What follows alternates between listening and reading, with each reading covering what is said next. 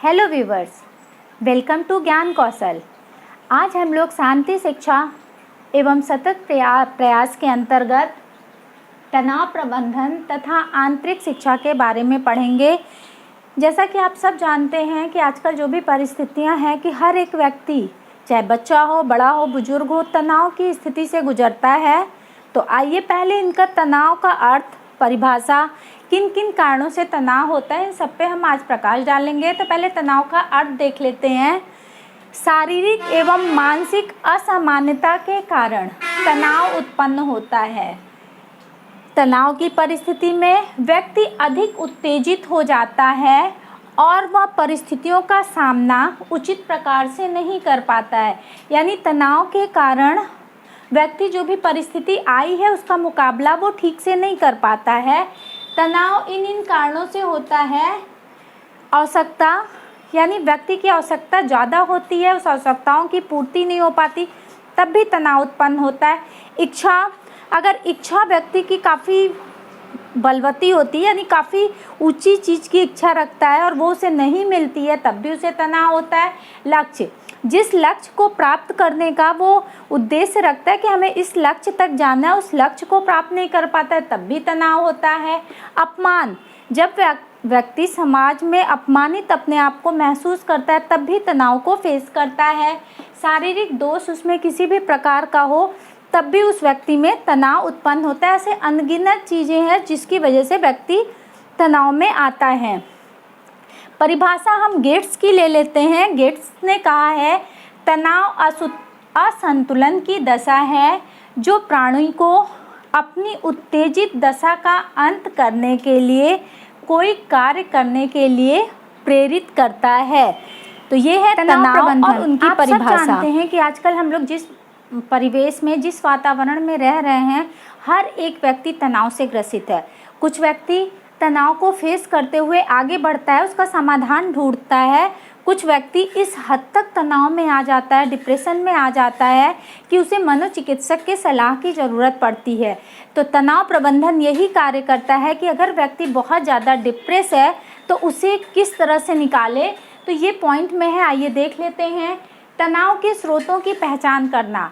तो पहले ये जानना है कि तनाव उत्पन्न कहाँ से हुआ है, उसके स्रोत खोजने को है। तो ये 3 पॉइंट है उनके स्रोत का, जिसकी वजह से तनाव उत्पन्न हो सकता है।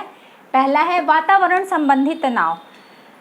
बालक जिस भी वातावरण में रह रहा है या मनुष्य जिस वातावरण में, उस वातावरण में वो सामंजस्य स्थापित नहीं कर पाता है, तो भी उसे तनाव उत्पन्न होता है।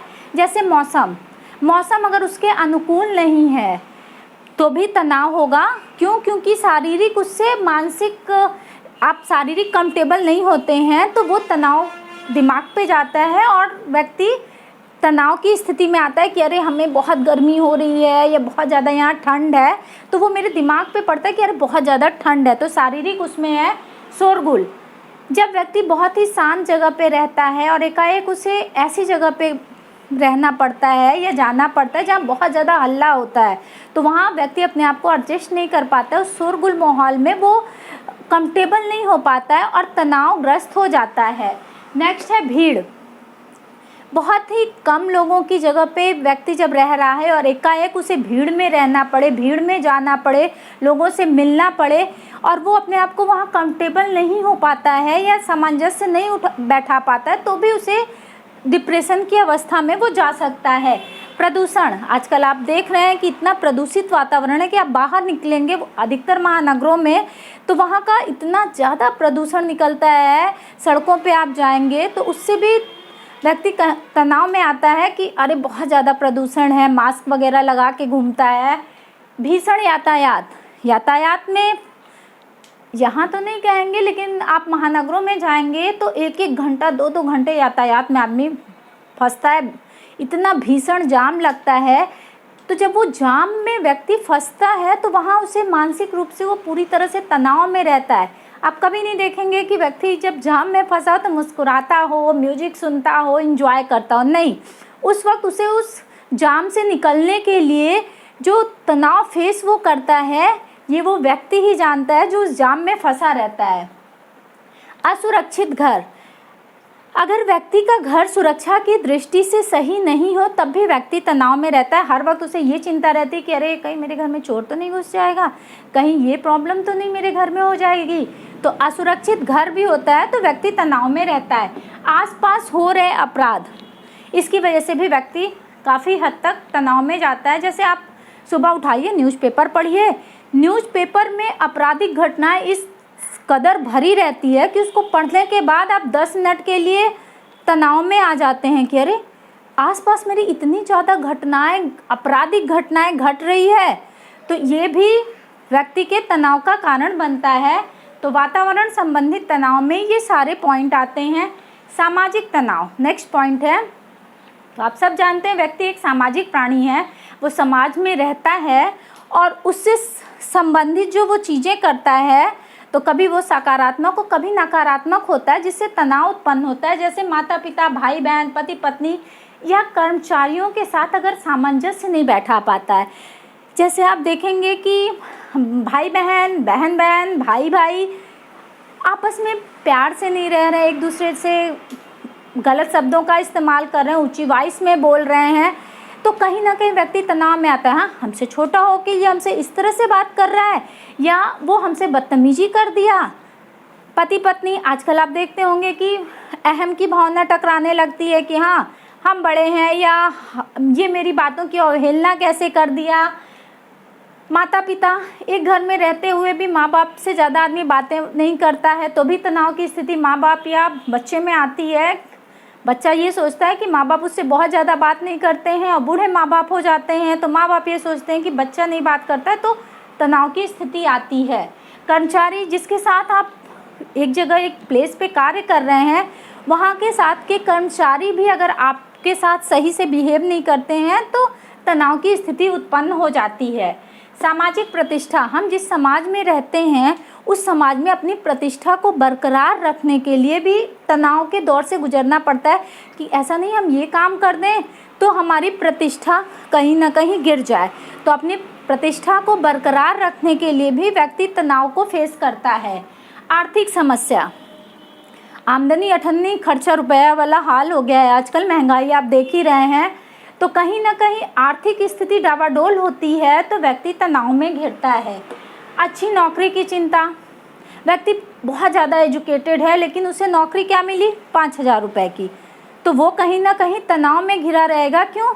क्योंकि उसे पता है कि वो एजुकेटेड है और एक अच्छी नौकरी पाने का हकदार है लेकिन उसे मिल नहीं रहा है तो वो संतुष्ट नहीं है, तो उसके अंदर कहीं ना कहीं तनाव आएगा। तो ये सारे सामाजिक तनाव हैं जो व्यक्ति को डिप्रेस कर देता है काफ़ी हद तक। शारीरिक तनाव के अंतर्गत देख लेते हैं क्या है। बीमारी, व्यक्ति लंबे समय से बीमारी से जूझता चला आता है तो भी वो डिप्रेशन में आ जाता है। उसे लगता है कि मैं तो बड़ा लंबे टाइम से बीमार हूँ, बड़ा खर्चा हो रहा है, पता नहीं बचूंगा कि नहीं बचूंगा, तो वो कहीं ना कहीं मानसिक तनाव में अपने आप को ले जाता है। दुर्घटना, कोई भी दुर्घटना घटित हो जाती है तब भी व्यक्ति तनाव में जाता है, उसे चोट लगती है या अंग प्रत्यंग उसका भंग हो जाता है तब भी वो तनाव की स्थिति उसको फेस करनी पड़ती है। कुपोषण, व्यक्ति कुपोषित हो जाता है, उसका कोई भी एक अंग विकसित नहीं होता है तब भी व्यक्ति तनाव में गुजरता है। निद्रा, अनिद्रा की स्थिति, आजकल हमें लगता है कि 60-70 लोगों में ये स्थिति देखने को मिल रही है। क्यों? क्योंकि रात में मोबाइल लेना ज़रूरी है। जब मोबाइल व्यक्ति देखता है 12 बजे तक, 1 बजे तक, तो उसे उसकी नींद गायब हो जाती है और नींद ना आने की वजह से वो नींद आने के लिए नींद की गोलियों का सेवन करता है, जिसकी वजह से वो ना ठीक से सो पाता है और ना ठीक से वो जग पाता है। तो इससे भी उसे तनाव उत्पन्न होता है। किशोरावस्था में होने वाले जितने परिवर्तन होते हैं, किशोरावस्था को आप अक्सर देखते होंगे, वो बड़े ही कहते भी हैं तूफान तनाव की स्थिति को ही किशोरावस्था कहते हैं। क्यों? क्योंकि काफ़ी हद तक शारीरिक बदलाव आते हैं जिसकी वजह से किशोर तनाव में रहते हैं। उन्हें पता भी नहीं होता है कि ये उसको वो सकारात्मक लें कि नकारात्मक लें। तो ये सारे तनाव के स्रोत हैं जिसको तनाव प्रबंधन इसकी पहचान करता है कि किस कारण से व्यक्ति में तनाव उत्पन्न हुआ है। तनाव के स्रोतों की क्रमानुसार सूची तैयार करके, यानी तनाव क्यों उत्पन्न हुए हैं तो उसकी शुरुआत से सूची, किन कारणों से उत्पन्न हुए हैं, वो कारण क्या क्या हैं, एक के बाद एक उसकी सूची तैयार करना है। नेक्स्ट है आपका तनाव प्रबंधन के उपयुक्त तकनीकी की पहचान करना कि किन किन छोटे छोटे पॉइंटों की वजह से तनाव उत्पन्न हो रहा है, वो उसके तनाव के ये सारे आपके हैं कि इनकी वजह से तनाव उत्पन्न हो रहा है। इसके अंतर्गत पहला है शारीरिक गतिविधियां व नियमित व्यायाम। अगर बालक का शारीरिक रूप से वो स्वस्थ नहीं है तो पहले वो सुबह शाम टहलने से काफ़ी हद तक व्यक्ति शारीरिक अगर वो स्वस्थ होगा तो उसका तनाव कम होगा। अपनी पसंद का संगीत सुनना या नृत्य करने से भी तनाव, आप कभी ये करके देखिएगा। अगर आपको बहुत ज़्यादा तनाव है तो आप डांस करिएगा, आप देखिए काफ़ी हद तक तनाव कम हो जाएगा। साइकिल चलाना, कुछ लोगों को है कि वो जब साइकिल चलाते हैं तो उनका तनाव थोड़ा कम होता है। बच्चों के साथ खेलना, छोटे बच्चों के साथ आप खेलिए ना तो आप भूल जाइए कि आपके अंदर क्या चल रहा है या आप किस तनाव से ग्रस्त हैं। तो बच्चों के साथ खेलना तनाव कम करने का सबसे अच्छा माध्यम है। तो इन तकनीकी की पहचान करने के बाद इन सारी चीज़ों की वजह से तनाव कम किया जा सकता है। सामाजिक जुड़ाव, बालक एक सामाजिक प्राणी है, वो समाज से जुड़ा हुआ रहता है। अक्सर ये होता है कि कुछ ऐसी चीज़ें हैं जो वो किसी से कह नहीं सकता है, तो अगर वो समाज के किसी व्यक्ति से अपनी प्रॉब्लम को कहे जिसे लग रहा है कि वो सुनेगा और उसकी प्रॉब्लम को सॉल्व करेगा, तो उसे अपनी प्रॉब्लम उस व्यक्ति के साथ ज़रूर शेयर करनी चाहिए। नेक्स्ट है अनावश्यक तनाव से बचकर रहना चाहिए। कभी कभी ये होता है, थोड़ा सा हमें चोट लग गई है, कभी कभी ये होता है कि तनाव कुछ रहता नहीं है लेकिन फिर भी व्यक्ति तनाव में आ जाता है। तो कोशिश ये करनी चाहिए कि अगर अनावश्यक ऐसा तनाव है, आपको लग रहा है कि इसकी वजह से हम बेवजह तनाव में आ रहे हैं, तो उससे थोड़ा बच के रहना चाहिए। वो ये 2-4 पॉइंट हैं। नहीं कहना सीखिए। जैसे हम लोगों की क्षमता कम होती है, क्षमता से ज़्यादा हम लोग कार्य करते हैं और ना नहीं कहते हैं। जैसे मेरे पास टाइम नहीं है, फिर भी अगर सामने वाला काम दे रहा है, अच्छा दो भाई हम कर दे रहे हैं तुम्हारा। अरे जब मेरे पास टाइम नहीं है तो हमें ना कहना भी सीखना चाहिए कि नहीं भैया मेरे पास टाइम नहीं है या हम ये नहीं कर पाएंगे। तो ना कहना सीखने से भी तनाव कुछ कम हो सकता है। तनाव देने वाले व्यक्ति की अनदेखी करें। जैसे जिस व्यक्ति के कारण हमें बहुत ज़्यादा तनाव हो रहा है, तो हम कोशिश करें कि उस व्यक्ति से थोड़ा गैप बना लें, थोड़ी दूरी बना लें, ताकि जब बातचीत कम होगी तो नेचुरल उससे तनाव भी कम होगा। नेक्स्ट पॉइंट है अपने वातावरण को हम ख़त्म करेंगे। जैसे अगर टीवी में कुछ ऐसी चीज़ें हम देख रहे हैं जिसकी वजह से हमें तनाव उत्पन्न हो रहा है, हम टीवी बंद कर देंगे। या अखबार या किसी व्यक्ति से बात करने पे हमें लग रहा है तनाव उत्पन्न हो रहा है, हम उस व्यक्ति से बात करना थोड़ा कम या बंद कर सकते हैं। नेक्स्ट पॉइंट है परिस्थिति में बदलाव करके। अगर हम ऑफिस में हैं, एक ही ऑफिस में हैं, हमें काम करना पड़ रहा है और जिस व्यक्ति के साथ हम हैं वो हमें बहुत ज़्यादा तनाव दे रहा है, तो उस स्थिति में हम उस व्यक्ति से बात करके अपनी प्रॉब्लम उसे बता के तनाव को कम कर सकते हैं। नेक्स्ट पॉइंट है तनावपूर्ण स्थिति के साथ सामंजस्य करके। अगर आप देख रहे हैं जाम में फंसे हुए हैं तो वो तनावपूर्ण स्थिति आपको फेस करनी पड़ रही है, तो आप कोशिश करिए कि आप अपनी गाड़ी से निकलिए और जाम को लोगों की मदद के द्वारा कम कराइए। तो जब आपका पूरा ध्यान उस जाम को कम कराने में लगेगा तो आप उस तनाव की स्थिति से थोड़ा सा बाहर आएंगे। अगर गाड़ी में बैठेंगे तो ना जाम जल्दी दूर होगा और तनाव में आप काफ़ी हद तक रहेंगे। नेक्स्ट है जिसे परिवर्तित ना किया जाए उसे स्वीकार करके। कुछ चीज़ें हैं जिसे आप बदल नहीं सकते, जैसे किसी की मृत्यु होना, उसे आप बदल नहीं सकते हैं, वो जैसी है उसी तरह आपको स्वीकार करना है। उस तनाव को, उस सिचुएशन को फेस करते हुए आगे बढ़ना है। नेक्स्ट पॉइंट है विश्राम और आमोद प्रमोद के लिए समय निकालें। जब व्यक्ति बहुत ज़्यादा तनाव में है तो वो थोड़ा सा रिलैक्स अपने बॉडी को, अपने दिमाग को दे, थोड़ा मनोरंजन की तरफ ध्यान दे, जिससे जब उसका ध्यान उस तनाव से हटेगा तो तनाव कहीं ना कहीं कम होगा। नेक्स्ट पॉइंट, ध्यान साधना करके। ध्यान एक ऐसी चीज़ें हैं, साधना एक ऐसा उपाय है, अब तो काफ़ी लोग उसे अपना भी रहे हैं। इसके द्वारा मेडिटेशन सुने भी होंगे, शायद बहुत से लोग करते भी होंगे। जब व्यक्ति ध्यान में रहता है और अपना ध्यान एक जगह एकाग्र करता है तो वो कहीं ना कहीं उसे तनाव की तरफ जो चीज़ें ले जा रही उससे वो दूर जाता है, तो उसका तनाव कम होता है। जिस तरह से हम आपको छोटी चीज़ें बता दे रहे हैं, आप विद्यार्थी हैं, जो भी मेरा ये चैनल देख रहा है निश्चित है कि वो स्टूडेंट ही होगा। स्टूडेंट को ऐसा नहीं है कि तनाव हम ही लोग को है, हर एक व्यक्ति को, आपको नहीं है।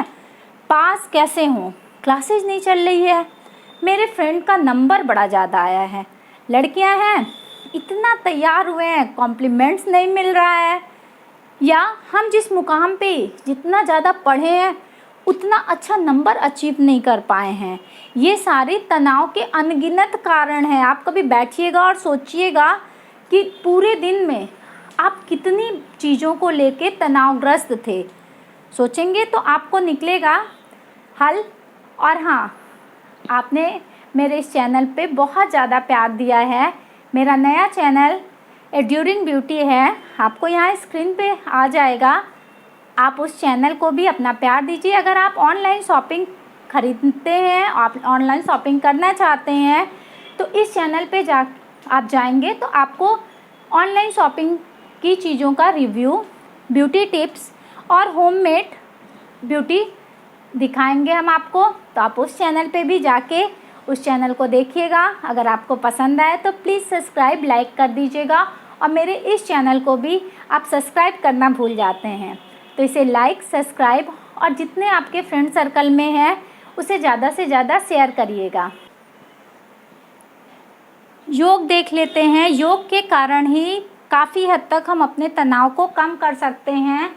तो योग का अर्थ देखते हैं। सबसे पहले, योग शब्द संस्कृत के युज धातु से बना है, जिसका अर्थ होता है जोड़ना, यानी शरीर और मन को एक साथ जोड़ने को ही योग कहा जाता है। योगासन दो शब्दों से मिलकर बना है, योग जो शरीर और मन एक साथ जुड़ते हैं, प्लस आसन अर्थात योग करने की उचित दशा। ऐसा तो नहीं ना आदमी चलते फिरते योग कर रहा है। योग करने के लिए हर एक योग के लिए एक अलग अलग आसन बना हुआ है कि आप इस आसन पे योग कर सकते हैं, उसके ये फ़ायदे हैं। तो योगासन को कहते हैं कि योग करने की उचित दशा या उचित आसन को योगासन कहा जाता है। परिभाषा हम योग वशिष्ठ की ले लेते हैं, जिन्होंने कहा था संसार सागर से पार होने की मुक्ति की युक्ति का नाम ही योग है। योग का अर्थ और परिभाषा हम देख चुके थे। अब अष्टांगिक योग, कौन कौन से योग हैं जिनके द्वारा हम अपने शरीर और मन को कंट्रोल में रख सकते हैं, तो आइए देखते हैं। पहला है यम, यानी इंद्रियों को हम संयम में रखने को यम कहते हैं, जिसके अंतर्गत है अहिंसा, यानी किसी भी प्रकार की हिंसा नहीं करना, चाहे वो मौखिक हो चाहे वो शारीरिक हो, किसी भी प्रकार की हिंसा ना करना। सत्य, जो सही है वही बोलना, खुद से बढ़ा चढ़ा के या झूठी चीज़ों को नहीं प्रेजेंट करना, जो सच है वो बोलना। अस्तेय, चोरी ना करना। ब्रह्मचर्य, यानी भौतिक सुख साधनों से दूर होके ब्रह्मचर्य की ओर जाना। अपरिग्रह, अनावश्यक जो चीज़ों की ज़रूरत नहीं है वैसे सुख साधनों का परित्याग करना, ये सारी चीज़ें यम के अंतर्गत आती है। जैसे हमें यम का पालन करना चाहिए, उसी तरह हमें यम के बाद स्वस्थ जीवन जीने के लिए और योग साधना के लिए नियम को भी अपनाना चाहिए, जिसमें है शौच। बाहरी या शारीरिक शुद्धता के साथ साथ हमें अपने मन को भी शुद्ध रखना चाहिए और चित्त मतलब मन में लोगों के प्रति दया, क्षमा की भावना रखना चाहिए। संतोष, किसी से ईर्ष्या, जलन की भावना न रखते हुए जो भी चीज़ें हमारे पास है उससे सुख और संतोष की प्राप्ति करनी चाहिए। अगर ये चीज़ें होंगी तो आप में तनाव थोड़ा कम होगा, थोड़ा क्या काफ़ी हद तक कम हो जाएगा। तप, तप के द्वारा समस्त इंद्रियों को आप अपने वश में कर लेते हैं, क्योंकि इंद्रियां ही इधर उधर भटकती है तो व्यक्ति तनाव में घिरता है। जब इंद्रियां व्यक्ति के बस में होंगी तो व्यक्ति तनाव से ग्रसित नहीं हो पाएगा। स्वाध्याय, अपने आप को पढ़ना। क्या आप अपने आप को पढ़ते हैं? क्या आपको पता है कि आपके अंदर क्या है, कितने गुण हैं या कितने अवगुण हैं? कभी बैठिएगा और अपने आप का अध्ययन कीजिएगा कि आप क्या हैं, आपका मुकाम क्या है, आप क्या बनना चाहते हैं, क्या बने हैं, या अपनी लाइफ के साथ आप जो चाहे हैं वो हुआ है, नहीं हुआ है तो क्यों नहीं हुआ है। खुद का, हमें नहीं लगता इतनी भागम भाग वाली ज़िंदगी में व्यक्ति अपने लिए टाइम निकाल पाता है। सबके लिए निकाल लेता है लेकिन खुद के लिए वक्त नहीं निकाल पाता है। तो आप बैठिए, शाम को रात में सोने से पहले केवल 5 मिनट खुद के लिए निकालिए। तो स्वाध्याय के द्वारा भी काफ़ी हद तक तनाव कम हो पाता है। तो नियम, शौच, संतोष, तप और स्वाध्याय के द्वारा व्यक्ति अपने तनाव को कम कर सकता है। अब आइए देख लेते हैं प्राणायाम क्या होता है। तो प्राणायाम प्राण तथा आयाम 2 शब्दों से मिल के बना है। प्राण मीन्स श्वास को लंबा, मीन्स आपके श्वासों का ही सारा खेल प्राणायाम के अंतर्गत होता है। आप जब भी देखते होंगे या प्राणायाम काफ़ी हद तक, अब तो हमें लग रहा है मेरे जितने व्यूवर्स होंगे उसमें काफ़ी व्यूवर्स प्राणायाम करते भी होंगे। तो प्राणायाम में आप कोई भी ऐसा वो नहीं देखे होंगे जो सांसों पे डिपेंड ना करता हो, जैसे लंबी सांस लेना, सांसों को रोकना, और जिस अवस्था में आप यानी तेज तेज सांस अंदर ले रहे हैं तो तेज़ी स्पीड में छोड़ भी रहे हैं, या धीरे धीरे सांसों को लंबा ले रहे हैं तो धीरे धीरे छोड़ रहे हैं, यानी सारा ये सांसों पे ही डिपेंड प्राणायाम करता है। तो आइए देख लेते हैं। प्राणायाम में 3 होता है। पहला है पूरक, यानी नियंत्रित गति से श्वास को अंदर की तरफ लेके जाना, एक लंबे उसमें ऐसे करके सांसों को लेके जाना। कुंभक का मतलब है अंदर ली गई श्वास को, जिसकी जितनी भी क्षमता हो वो वहीं रोक देना। पूरक है सांस को अंदर की तरफ ले जाना, कुंभक है सांस को वहीं रोके रखना। रेचक, जिस गति से हम सांस को लेके गए हैं उसी तरह अंदर ली गई श्वास को उसी गति से हम छोड़ते हुए चले जाएंगे, इसे प्राणायाम कहते हैं।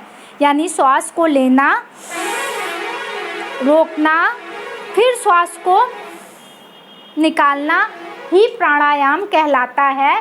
उसके अंदर पूरक, कुंभक और रेचक आते हैं।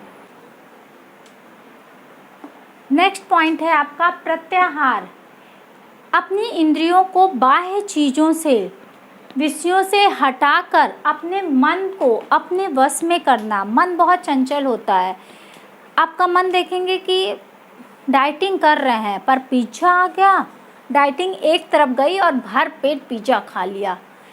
तो उससे ये होता है कि प्रत्याहार में कि आप अपनी इंद्रियों को अपने बस में करेंगे, यानी कुछ भी आता जाता रहे, लेकिन अगर हम डाइटिंग कर रहे हैं तो हम उन चीज़ों की तरफ देखेंगे भी नहीं, या दिख गया तो खाएंगे तो एटलीस्ट नहीं देख लेंगे लेकिन खाएंगे नहीं। तो मन को बाह्य विषयों से हटाकर अपने वश में ही करना प्रत्याहार कहलाता है। नेक्स्ट पॉइंट है धारणा। बाह्य तथा आंतरिक किसी भी विषय में अपनी चित्त को लगाना।